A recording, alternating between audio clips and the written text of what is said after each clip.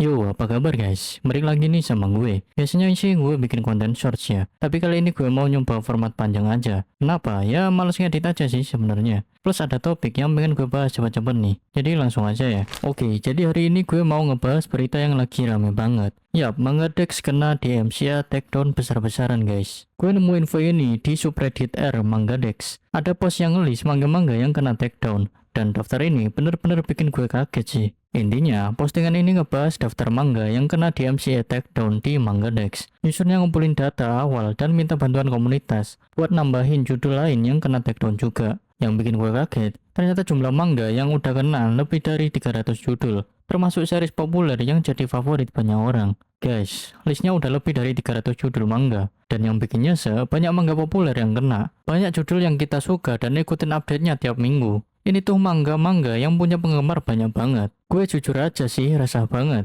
Dan gue yakin banyak dari kalian juga sama. Tapi sebelumnya gue mau disclaimer dulu. Gue bukan mendukung pembajakan ya. Gue paham betul kalau kreator perlu dihargai karyanya. Dan mereka punya hak untuk melindungi karya mereka. Tapi masalahnya gini guys. Industri manga Jepang tuh kayak terlalu eksklusif deh menurut gue. Mereka ngeliat pasar internasional tuh kayak pikiran belakangan gitu. Padahal potensinya itu gede banget loh. Coba deh lo pikir, berapa banyak manga bagus yang gak ada terjemahan resminya? Banyak banget kan? Dan kalaupun ada, biasanya muncul telat banget dibanding versi Jepangnya. Kadang bisa tahunan. Belum lagi masalah harga. Gue ngerti sih terjemahan, penyesuaian lokal, lisensi, dan sebagainya. Itu butuh banget biaya. Tapi faktanya, manga versi terjemahan resmi tuh harganya bisa berkali-kali lipat dari harga di Jepang. Buat kita yang mungkin pengen baca banyak judul, ini jadi beban finansial yang gede banget. Nah, disinilah peran para cancellation yang ada di Manga Dex. Gue tahu ini abu-abu secara hukum, tapi mereka yang bikin kita bisa nikmatin karya-karya keren yang kalau nggak ada mereka,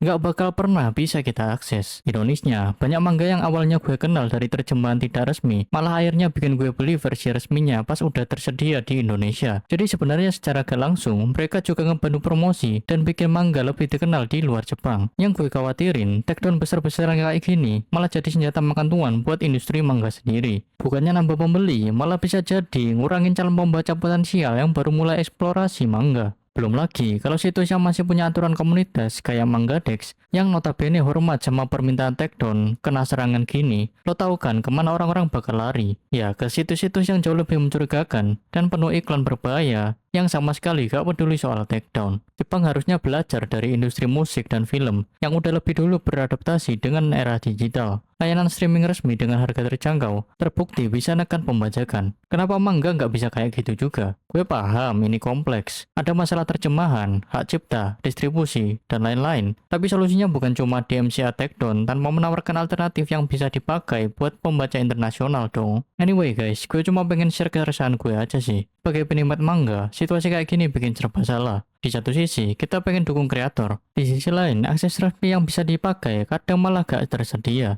Nah, gue pengen tahu pendapat kalian nih. Menurut kalian, gimana solusi yang tepat untuk masalah ini? Apa industri manga Jepang perlu lebih terbuka terhadap pasar global? Atau ada solusi lain yang kalian punya? Coba tulis di kolom komentar ya.